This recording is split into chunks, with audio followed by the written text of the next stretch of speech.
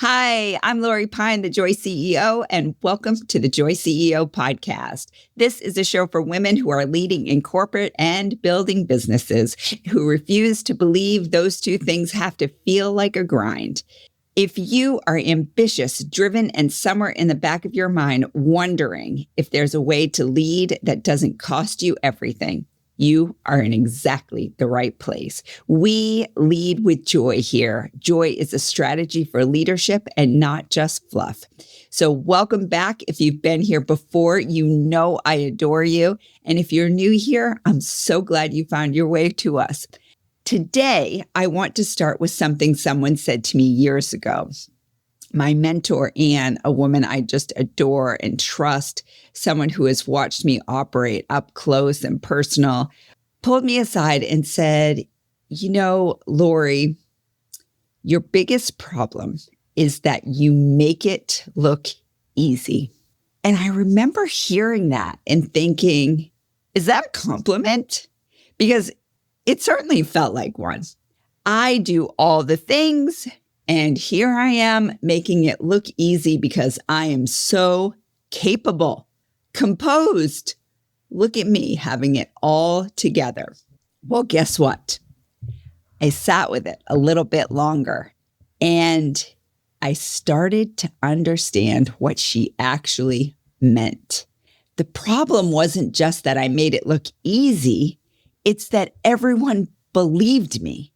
Every single person in my life believed me that my busyness, my hard work, that it all came so easy, when in fact, it didn't.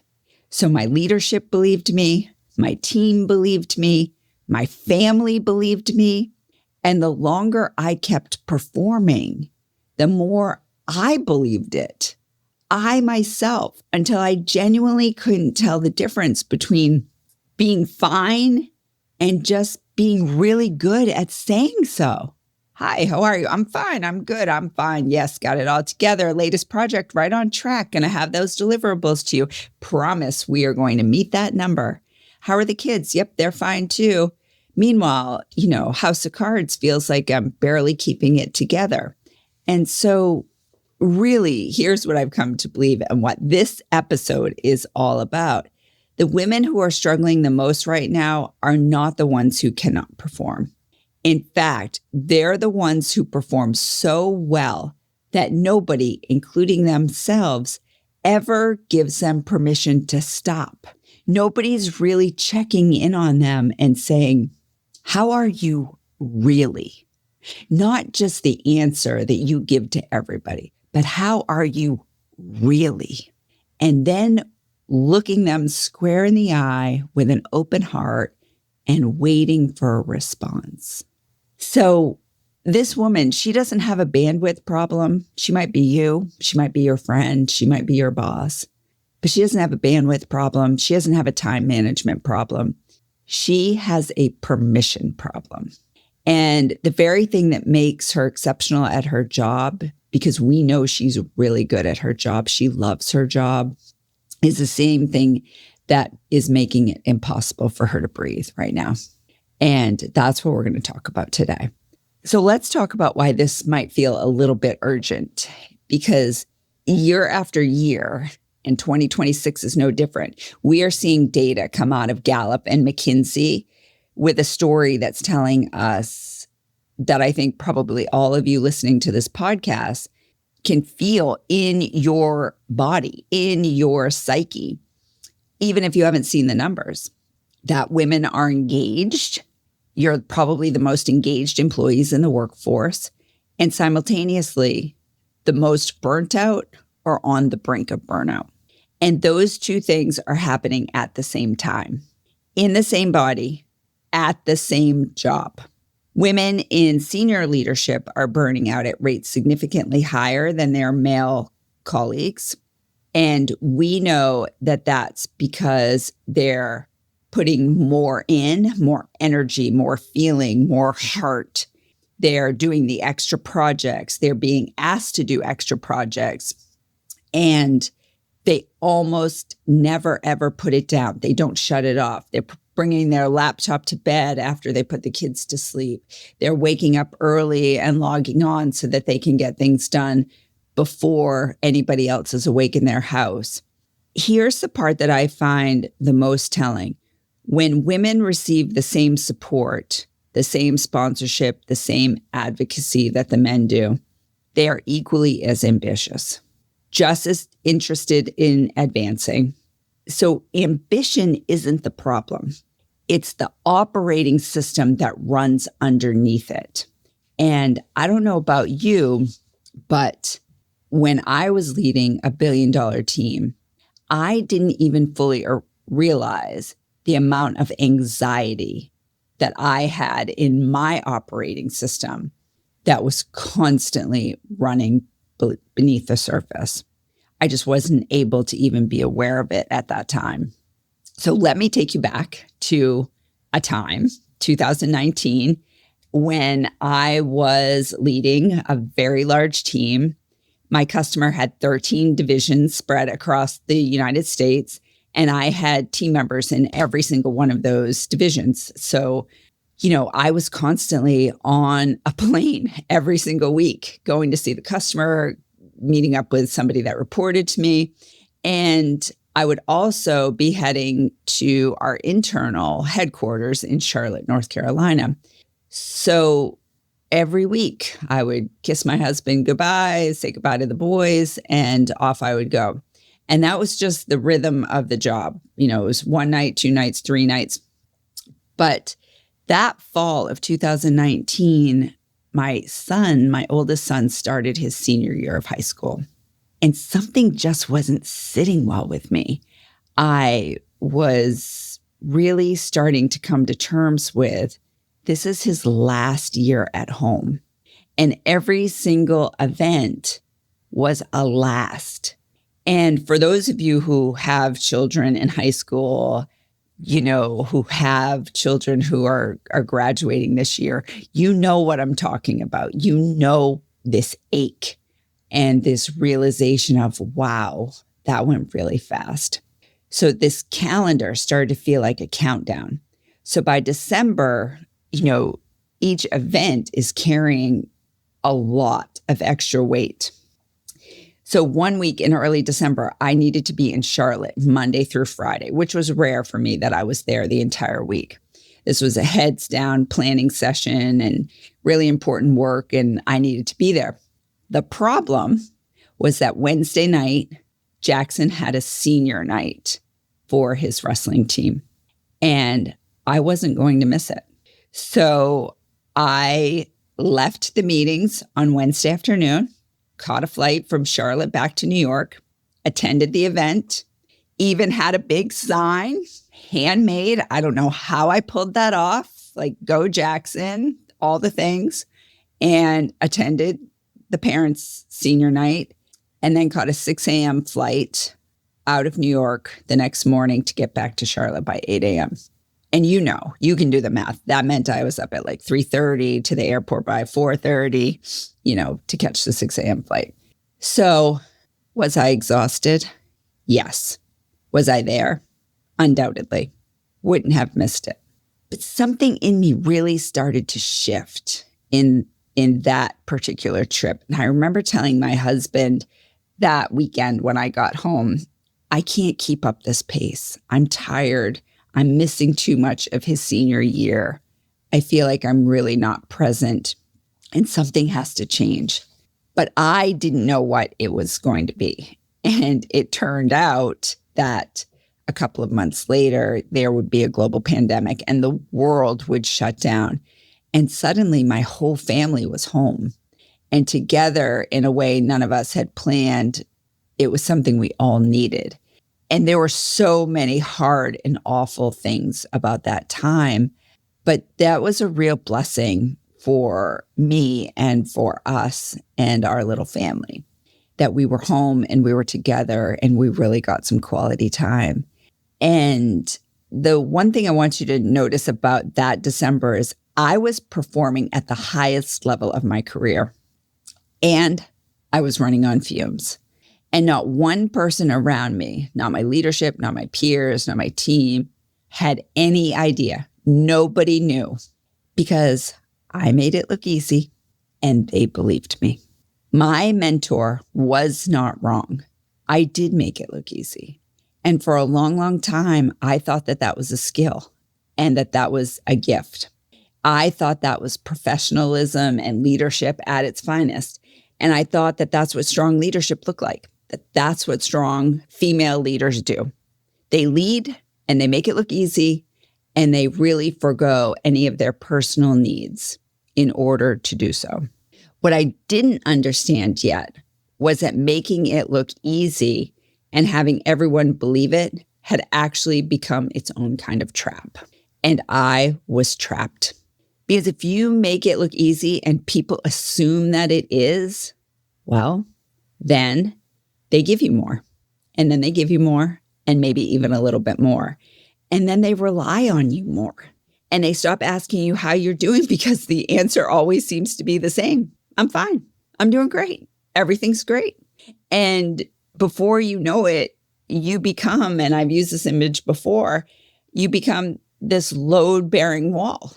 And everyone in the building starts leaning on you because you're a load-bearing wall. And load-bearing walls don't get to take a day off, ever, because they're the one keeping the whole building upright. And the thing that makes this so insidious is that you start to believe it too. Excellence becomes your identity. Productivity equals your self-worth. And when that happens, any deviation from it feels like failure. Like you're just failing if you're not constantly operating at the highest level. So you keep going and you keep going and you keep going and you make it look easy and everyone believes you. And it is this vicious cycle. And the gap between how you look and how you feel gets wider and wider and wider until one day you can't remember the last time those two things were the same. And that's not a time management problem. Fixing your calendar or finding efficiencies in your calendar, not being triple booked is not going to help that. This is a permission problem. You are waiting, consciously or not, for someone to tell you that it's okay to have needs. It's okay to ask for something. It's okay to put some things down. It's okay to take a day off, a week off, and be completely unplugged. And the permission that you're looking for almost never comes from the outside. How could it? They don't even know what you're carrying. It has to come from the inside. It has to come from you. So what do we do with all this?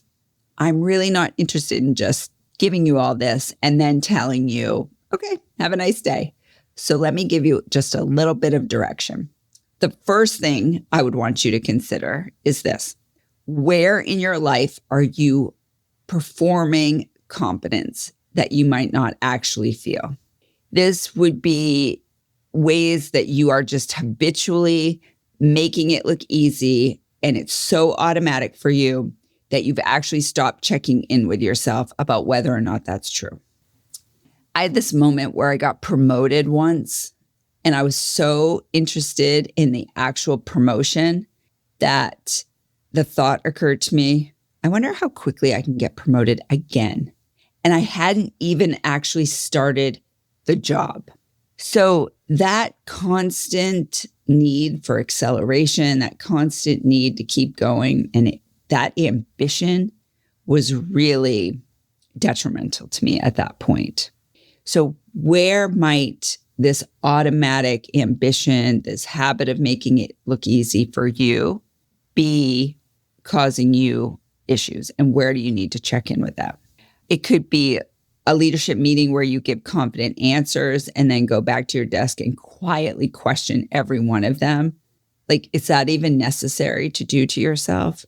Maybe it's with your team where you project certainty because you've decided that's what they need from you. But really what they need from you is not for you to give them the answers. Maybe what they really need from you is for you to say, tell me what you would do. Because what they really need from you is for you to infuse in them that you believe that they have the answers, that they know what to do. Maybe it's at home where the people who love you most have the least accurate picture of how you're actually doing. And I was once told that intimacy is into me see. Let them see. Let the people closest to you see how you actually are and watch your relationships flourish. Let them into that tender part. The second thing I want you to notice is who you've given permission to be honest with you. And this is the real kind of heartfelt honesty. This is like kind of what Brene Brown talks about. Who is in that inner circle that you're actually sharing your most inner self with? And it's important that there's somebody. If it's not a partner or a spouse, is it a best friend? Who is it that you can tell the truth to? A therapist, a coach? Find somebody, because you want to be able to share that part of you. We are constitutionally ambitious, and that part of us is not going away. The drive, the vision, the willingness to do hard things, that is woven into the fabric of who you are. But ambition without the permission to be a human, to have feelings, to talk about that, is really just going to be a short fuse. And allowing yourself to be supported, to not have it all together, to not have all the right answers is the salve. It's the healing. It's the medicine that we need so that we can actually be whole. So remember, joy is not a reward after you've earned it. Joy is actually within you. Joy is the fuel that can coexist with the hard stuff that you can just choose at any moment, and it will help you overcome any of the hard stuff. My mentor was right. She was right about me, and I bet she's right about you too. We make it look easy, and then everyone believes us. And that really cost me things that I couldn't clearly see until I had enough distance to look back. What I now know is that I want you to be able to look at this today, is that the most powerful thing you can do is not perform more effectively. It's actually to give yourself permission to be known more honestly by the people in your life and by yourself. That's where things actually begin to change. If today's episode resonated with you, and I so hope it did, and you heard something about yourself in it, I would love to stay connected with you. The best way to do so is to join my newsletter. So if you are not on my newsletter, I promise it is a juicy Sunday and Wednesday subscription where I share more of what we talk about here, the honest stuff, the practical stuff, the joyous stuff, and the stuff that doesn't always make it into the podcast episode. So you can find the link in the show notes. And I would love to see you over there in the newsletter where I can cheer you on and give you more tips and tricks on how to weave joy into your life. Thanks for spending some time with me this week, and I will look forward to seeing you next week. Do it with joy. Glad to be doing it with you. Thanks, my friends.